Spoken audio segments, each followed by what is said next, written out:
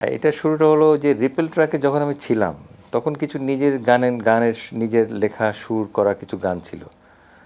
তা আমি যখন বেরিয়ে যাই তখন ওরা তো বসে থাকবে না, ওদের নতুন একজন সিঙ্গার ওদের যথারীতি ওখানে জয়েন করে।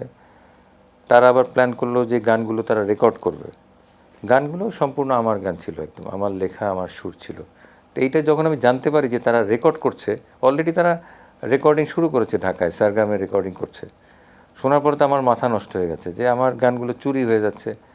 আর তখন এরকম একটা বিষয় ছিল যে গান আগে বের করবে সেটা তারই তারই ইয়ে আর কি, সেই ব্যান্ডের গান বা সেই প্ল্যাটফর্মের গান। সেটাই হয়েছে। আমি ওই তার সাথে ওই করার পরে আমি তখন কি করলাম, আমি অন্যভাবে ট্রাই করলাম কিছু গান আমি ওখান থেকে উদ্ধার করতে। সেটা কিছু পেরেছিলাম। তারপরে আমিও খুব দেরি না করে, তখন আমার ব্যান্ড ফর্ম করি নাই তখন, আমি আগে চলে আসছি, আমি গানগুলো রেকর্ড করতে হবে, আমার রেকর্ড করতে হবে।